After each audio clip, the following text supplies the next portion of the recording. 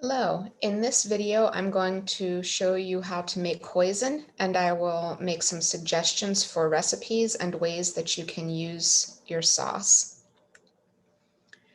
You may be familiar with hoisin already. If you aren't, this is a Cantonese sauce that is used as a glaze for meats, as a seasoning in stir fries and other related dishes, and it's also just used straight as a dipping sauce. I will provide some recipe suggestions for you after I show you how to make the hoisin sauce. If you want to do this, you will need to have some kind of fermented base. So miso or Chinese black bean sauce would be a bit more traditional, but if you don't have those, you could use soy sauce, tamari, or liquid aminos. You'll want some kind of sweetener, probably honey or maple syrup, agave, molasses, something liquid. Or if you want to try to avoid the sugars in those kinds of sweeteners, you could do a fruit juice or a fruit puree. Just make sure that it's a pure juice. You don't want something that has a lot of things added to it, but a pure fruit juice would work. You can also get some kind of seed or nut base. Sesame oil is a frequent base used in a lot of the East Asian foods. If you don't have that or prefer not to use it, you could also use something like tahini or a nut butter. And I'll talk about some different substitutions when I show you the recipe. You'll need some garlic, fresh or dried. Some Chinese 5-spice powder is optional, but it does help to provide some complexity to the sauce. And then if you like a little heat to your sauce, some hot sauce, chili paste, or maybe some dried chili pepper flakes. This will be a somewhat sweet sauce since it calls for a sweetener to be added. If you've tasted hoisin before, you'll know that it is a sweet sauce, so adding a little bit of hot sauce can bring some balance to it. So why bother even making this? I assume if you're watching this video, you're interested. The reasons that I make my own sauces, as I've said in other videos, one, I don't always need the amount that's in the store-bought brands. I may not need a full 16 ounces of a sauce. Hoisin is one that's a really good example because I don't cook with it a lot, but I do have certain dishes I really like it with. And so every once in a while, I'll just make some and I'll make those dishes. And I might use it for some other things too and explore different things.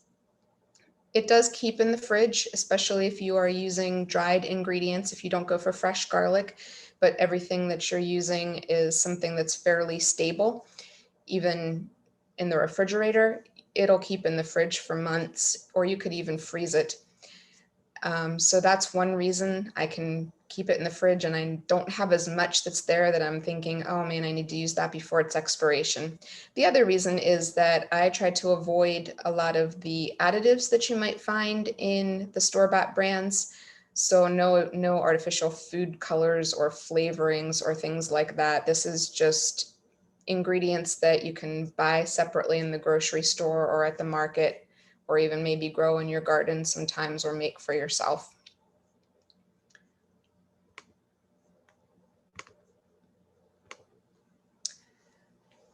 So this is a very easy sauce to make. It does not require any cooking, though most of the recipes will call for you to cook with the hoisin sauce. So you'll need a 1/4 cup of whatever your fermented base is. I have used miso, but you could use soy sauce, tamari, or liquid aminos if that's what you've got. And then you'll need between 2 tablespoons up to a 1/2 cup of your sweetener. Depends in part on how sweet you like things, as well as how sweet your sweetener is. If you're using a fruit juice or fruit puree from a fruit that isn't super sweet, you might want a little more. And if you like very sweet things, then you might want a bit more, but I recommend starting with 2 tablespoons on this. And then once you've whisked everything together, taste it and see what you think.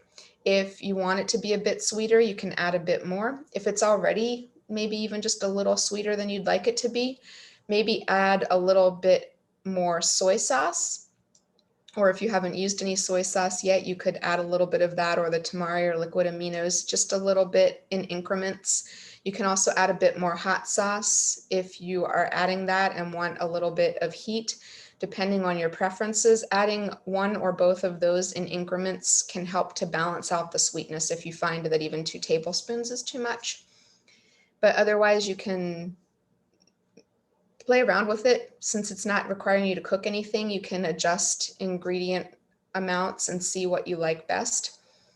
The other thing I would say is that if you are using the soy sauce, the tamari, or the liquid aminos, especially if you're planning to use this as a dipping sauce, which is one of the ways it's been traditionally used with things like spring rolls, egg rolls, or just even fresh fruits and vegetables. To make a thicker sauce, you will need either the miso or the black bean paste, or you will want to maybe, instead of sesame oil, use something like tahini, which is a sesame paste, or you could use a nut butter if you can eat those and like those. Some almond butter or peanut butter would work fine too. That will help to thicken it up if you're using the soy sauce tamari or liquid aminos. So this is my hoisin sauce. I've got a portion of it here in a bowl that I could use for dipping if I'm going to eat some spring rolls or just some raw vegetables as a snack or an appetizer. You can see that it's fairly thick. I have used miso paste and I've used honey. So this is the thickness that I get when I do those two. You can make it the thickness that you prefer depending on what you're doing, but know that if you're using the soy sauce tamari or liquid aminos, the best way to thicken it up is to use a seed or a nut butter. So that's the recipe. It's really easy to make and it will keep in the fridge for up to 6 months. If you are using dried garlic, either dried minced garlic or garlic powder. If you use fresh garlic, that's perfectly fine. You might want to check on it after a month or two just to see, but it should still keep fairly long because the fermented ingredients will help to keep things a bit longer, as well as the hot sauce, because that, if you use that, it's going to have some vitamin C in it. So recipes, what can you do with your hoisin sauce? One thing you can do that allows you to play around with a lot of different things and use it in a lot of ways is to make a marinade or a glaze.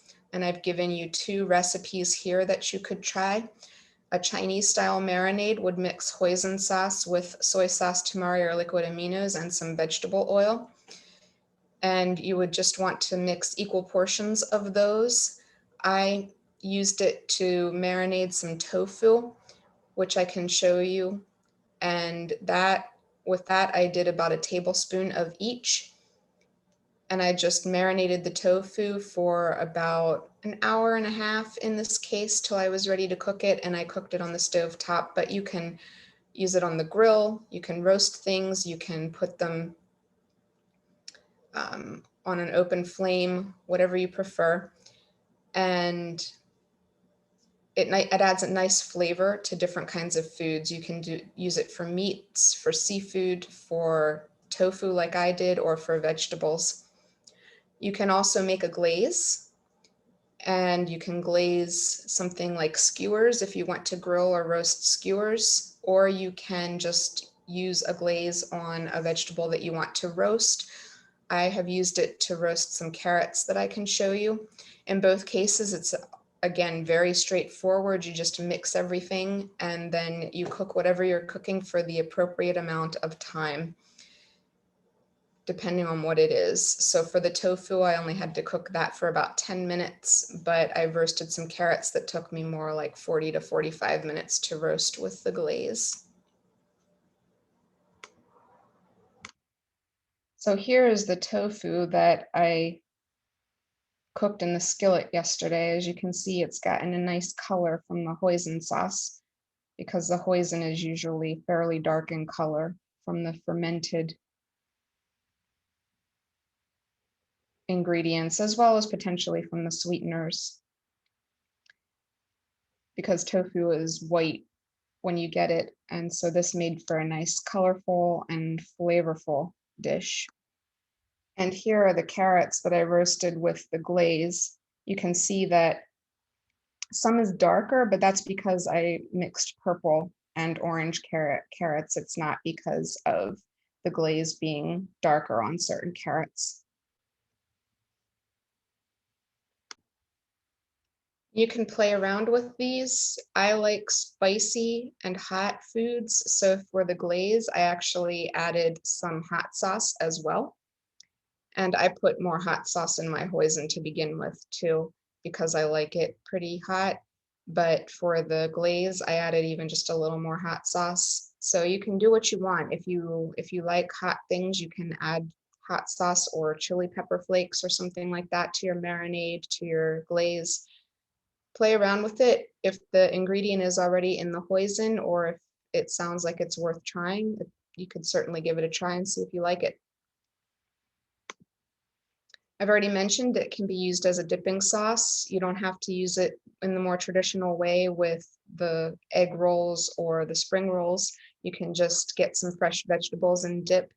It's a relatively healthy way to get some fresh vegetables in your diet if you don't really want to just eat them plain, but want to have something to give them some extra flavor. There's a little bit of sugar in the hoisin, but relatively speaking, if you're keeping your consumption down, you're not getting that many sugars compared to the benefits of eating the fresh fruits and vegetables. And then I'm going to share one other recipe that I haven't made for this video, but that I would like to make again. Sweet potatoes aren't in season right now locally, but I can keep some of my hoisin until they come back into season, and I can use it to make these.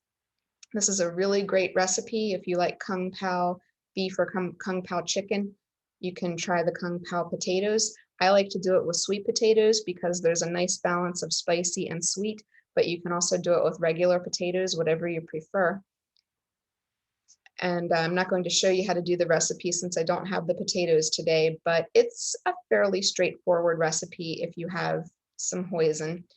You'll need to gather the ingredients, and I've talked a bit about different kinds of substitutions. Traditional kung pao would call for Chinese black vinegar. If you can't find that, then a good substitution that's easy to get is malt vinegar. Chinese black vinegar, from the description, is black. You could probably also try a balsamic vinegar too. I have used a malt vinegar in the past. And then you just mix all of those different seasoning sauces together and just stir it. And if you're using a granulated sugar, make sure that that's dissolved. And then you're going to get a wok or a large skillet, and you're going to heat it and heat up the oil and just saute your chilies, and then add the potatoes and cook those for 7 to 8 minutes or however long it takes for them to get tender. You could do this with meat if you'd prefer. You just need to adjust the time so that you know that the meat is done.